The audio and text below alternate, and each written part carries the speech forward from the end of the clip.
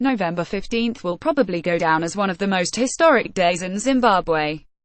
Not least for the sudden shift in the balance of power from the erstwhile rule of Zimbabwe's only leader since independence, Robert Mugabe, to the takeover by the military, but also on the implications of the abrupt move on the country's democracy going forward. By Nigel Nyamutumbu, the majority of Zimbabweans have been cautiously celebrating the latest development under the pretext that the military takeover will at least retire the presidency of the incumbent Mugabe, who many blame for the current political and socio-economic crisis in the country, and usher in a new leadership through constitutional means or otherwise. "Any change is better than no change," has been the tagline in most conversations as most Zimbabweans desperately express their frustrations and intent to see the fall of one man they despise the most. Most statements and public pronouncements by leaders have been celebrating the move by the military, and this occasion is one of those rare moments when the opposition unites among its ranks and with members of the ruling party, ZANU-PF. The celebrations were echoed among Zimbabweans in the diaspora, many of whom have been expressing their exhilaration on social media. There is even a video that went viral in which some Zimbabweans in the United Kingdom are seen breaking in and dance to rejoice the fall of one of the world's longest-serving leader. Unsurprisingly, the international community, particularly the UK, joined in the chorus, reminding the world of Mugabe's atrocities and how the time was nigh for Zimbabwe to enjoy democracy and respect of the rule of law. While most countries have been emphasizing the need to maintain peace, law and order in Zimbabwe, very few if any have outrightly condemned the unconstitutionality of the military takeover. None so far have called for the release of ministers and officials arrested by the military, without formal charge and without due process. For the avoidance of doubt, I am not suggesting that the widespread celebrations of the removal of Mugabe's powers are unjustified. Certainly not. Mugabe has for long been a symbol of everything wrong in this country. He has virtually run down the country to its knees.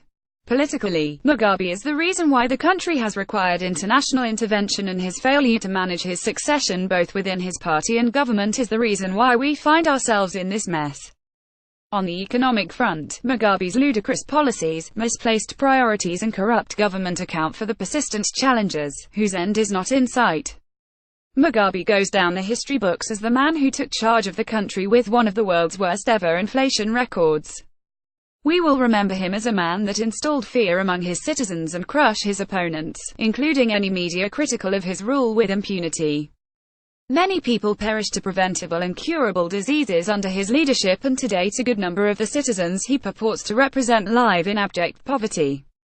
Mugabe did not respect the people's will, and while he was once popular, especially in the days when the euphoria of attaining independence gripped the country, he resorted to use coercion, manipulation and all sorts of dirty tactics to steal the people's victory.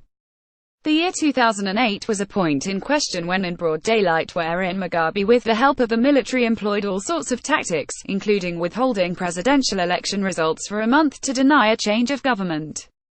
The military has always been the backbone of Mugabe's rule. A glimpse into the country's history shows how Mugabe's very first electoral victory was influenced by the ZANU armed forces. While this victory was a significant milestone in guaranteeing the country's independence, there were concerns on the use of force by Mugabe's ZANU raised by parties to this election. It is public record that the National Army, at the behest of Mugabe and ZANU, were behind several atrocities in the Midlands and Matabeleland areas in the 80s and continued to be Mugabe's spine in the 90s, and became even more prominent since the rise of serious opposition to the ZANU-PF hegemony in the 2000s. If anything, since 2000 Zimbabwe's military commanders have openly pronounced themselves on purely civilian matters, often declaring war on any result outside their preferred. The military has been and is still living in the pre-independence era, when there was conflation between the party and the army. Although Mugabe often argues that politics leads the guns, itself a democratic presupposition, Zimbabwe has been militarized to the extent that sometimes it's difficult to separate the two. Mugabe himself has used the gun to lead politics against his opponents, and the armed forces have often claimed that they are the political kingmakers. The statement issued by the commander of the Defense Forces, General Constantino Chiwenga, which state media houses, the Zimbabwe Broadcasting Corporation and the Herald, ashamedly censored on November 13, was quite telling in that it refers the military as the country's stockholders. Arguably, the armed forces are a key state agent, particularly in defending the country and sustaining peace, and as such entitled to claim ownership of the country like any other citizen can brag of their ownership. It becomes problematic when the army uses their military might as a license to first-class citizenship.